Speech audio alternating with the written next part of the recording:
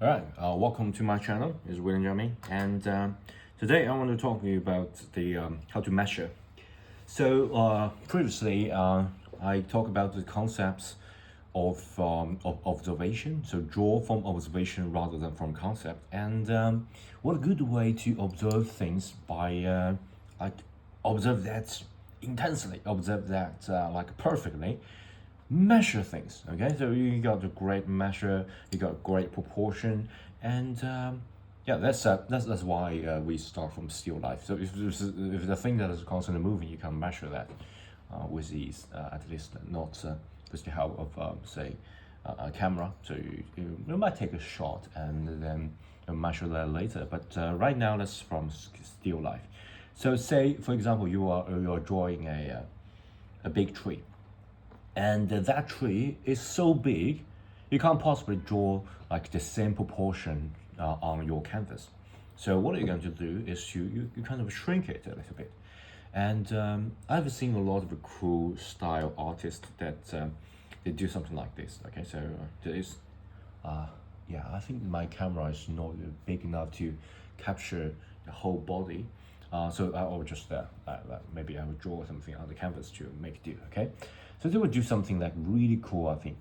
So they will hold out a pencil and maybe whatever, maybe a brush, whatever thing that they are holding, and they will do something like this. They just stretch out the hand and use the thumb to like do something like this. So I'll go to simulate this by doing this. So for example, if this is a really big apple, like so big, hundreds of times bigger than the normal apple, I'm standing far away of this apple, so I'm going to hold out this pen and use my thumb to measure it.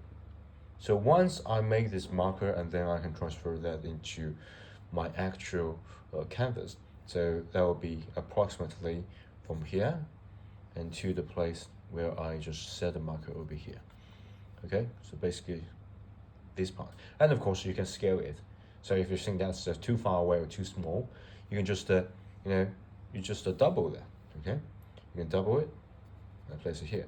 So that will be the height of the apple that I want to draw. So I can use the same technique just to scale that up. And I just learned that there are some tips of doing this. So basically, the theory behind yeah. So the theory behind of this technique is that basically mathematics. Okay, I'm not going too detail about it, but you can sort of treat this as something like this. So here's a guy. Okay, here's a guy here, and he's holding the. Sorry, this guy should have two legs. He's holding the pen or brush or something like that in his hand, and use his thumb. Okay, I'm going to drastically draw a thumb like this, and the rest of his fingers do something like this. Okay, 1, 2, 3, 4. And here is the pen that he's holding. Okay, maybe there will be maybe this will be the tip of his pen. Okay, so basically what he's measuring is the distance here, and his eye will be here. Okay, and there will be a really big subject. So I'm going to just extend this, and the big subject, say an apple, a really big apple, could be like this. Okay, or maybe not apple, maybe I don't know, elephant, something like that, a really big one. And so this just a triangle. Okay, since the angle is the same, and we can shrink it, proportionate to shrink it, and then if he's holding this length of this height, you can sort of project this by shrink it down and make it on ending of the canvas. So for example, we got the canvas here, and we can put this apple in here of the canvas.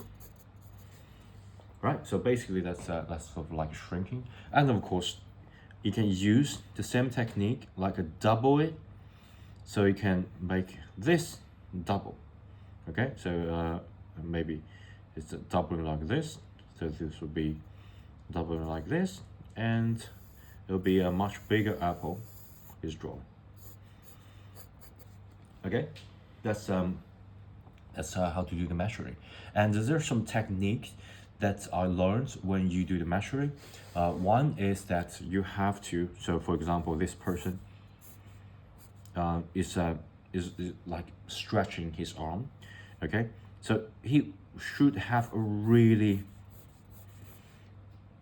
like really extend that. You do not like curve it, like you do not curve his elbow. Okay, you just want to really reaching out, so there will be no room for you like a change position a little bit.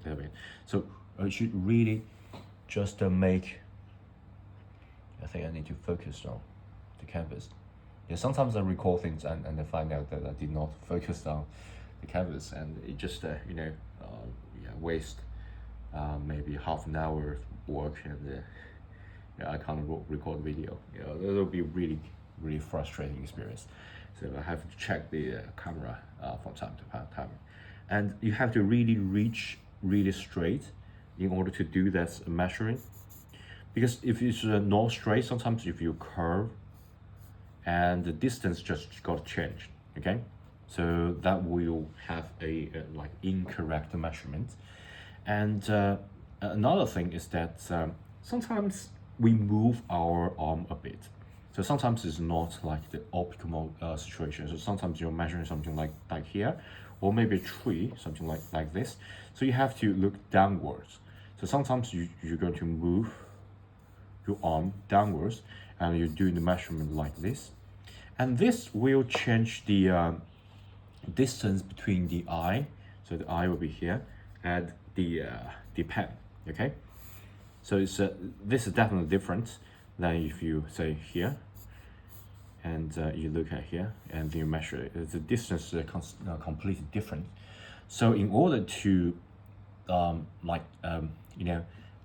avoid this situation, so the neck area is very important. I saw a lot of example of artists teaching you. So for example, this is your like you use your right hand, for example, you measure that using your left hand, and this is your neck. Okay, this is your head. And if you're doing that this way, you might have a sort of a incorrectness, because the neck is constantly changing. So in order for it not to change, you can just sort of just ignore the neck area by like tilting your head this way. Okay, I'm done a really bad job at drawing tilting. Okay, so just tilt your head this way. So even though you are saying measuring at this upright position, but still you just tilted the head. So the head just lock on this way, and you look at this is your eye. Okay, so you look at here and then project it out. So this way you can eliminate this kind of distance. Okay, so your eye will be approximate, even though you can let me just draw it drastically tilting like this. So basically the eye will have the same level approximately with the shoulder. So the eye will be like here. So even though because the shoulder is like an axis that you can rotate, okay, but the radius is the same. Okay, so even though you rotate down, it's still you all have a like a circular-ish movement. So even though you look at really down below, if your eyes here, the radius, the R is still the same. So that's what I learned. So it just tilted the head and try to move your eye level to the level of shoulder, and then maybe squint your eye a little bit in order to make a good measure and then project that in the canvas.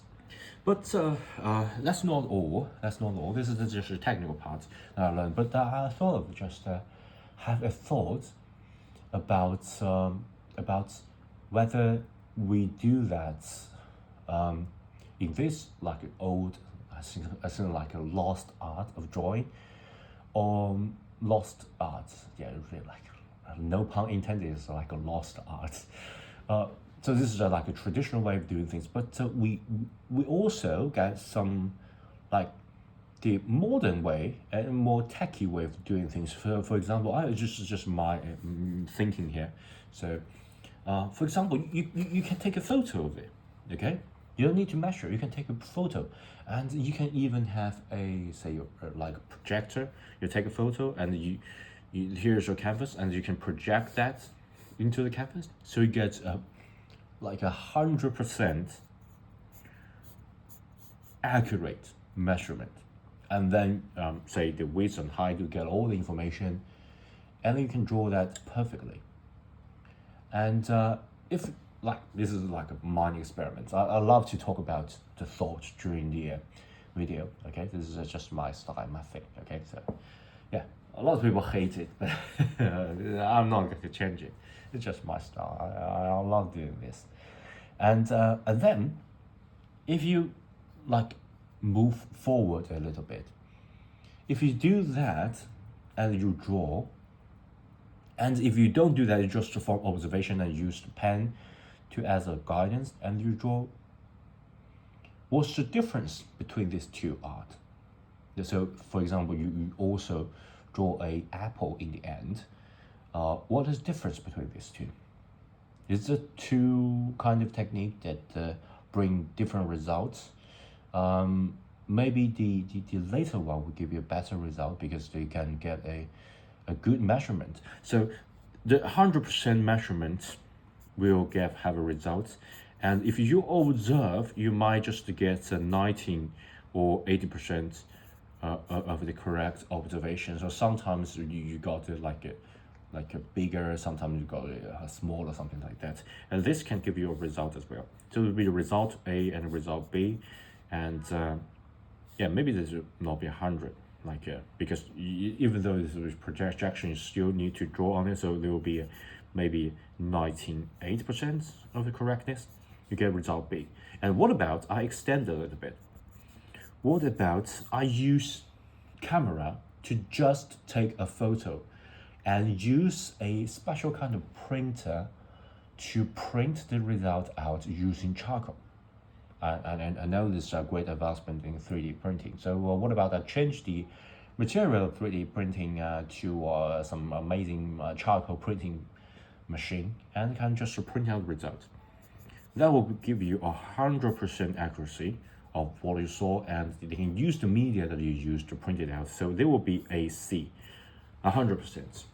So I'm thinking about this a lot recently. So what is the actual, like the value of art? Okay, so is the C, the 100% accurate printing, but using the media of a charcoal print, have more value than the first one?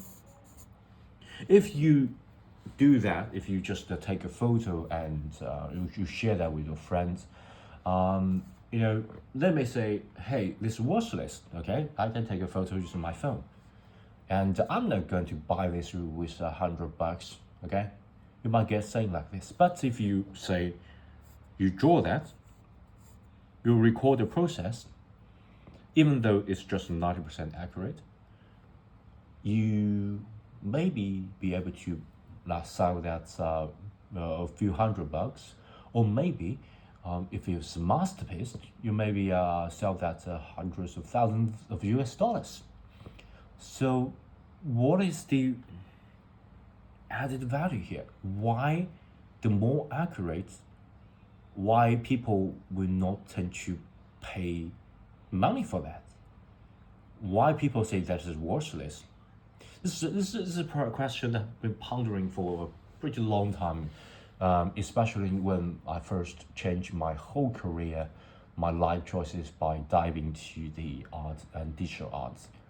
And the reason for me learning like digital art as well as art traditionally is that I try to find a perspective. So if you look at playlist, it's kind of my journey of traditional art.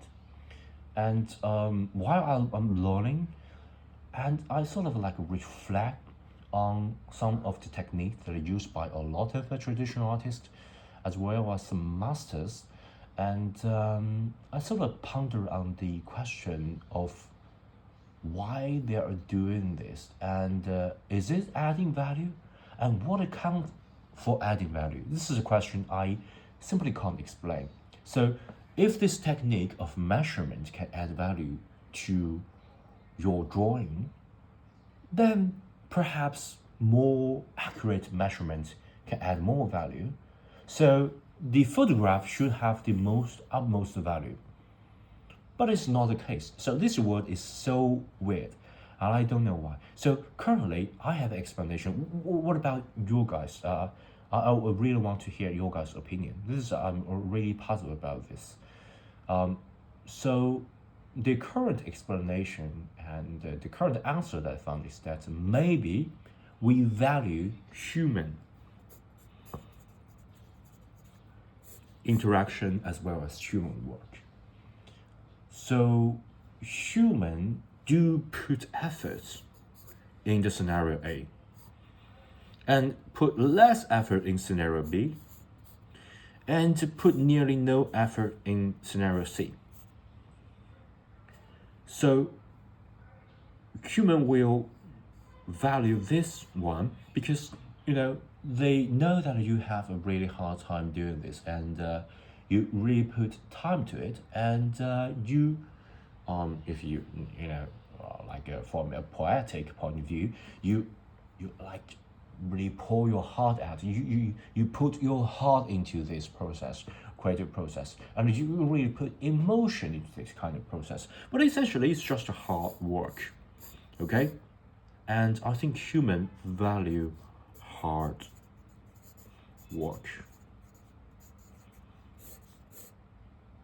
And that's what I have for these answers for the question. And that's what I have been thinking about while I learn the measure. Of course, I will share my journey of all this technique I learned, as well as I will reflect that. I will just reflect on all the things that I consider a very normal, very basic technique, but what is point in doing that, and how I can bring it to life by like using that technique digitally, or like experiment a little bit, because I've already said I'm nobody, okay? I'm not a master of a certain field, so I got to try things, and I can fail, and nobody will hurt me if I fail, because I'm nobody. Okay, so that's my journey, and I know it's a really long video. I talk a lot about this, but it's like a new kind of format I want to try out, because I think I actually can touch the medium that I'm drawing on, and this can greatly improve my thinking. Okay, I really thought a lot, and I want to just as the thought formed, I want to share with you guys. That's my journey. Okay, so thank you so much for your time, and don't forget, the best way to support me is to give this video a thumb up and subscribe to this channel. And if you are rich, please just support me by joining Patreon, and I really appreciate it. It really kept me going. Okay, thank you so much for your time, and this is William Jiaming. See you at the next video. Happy creating.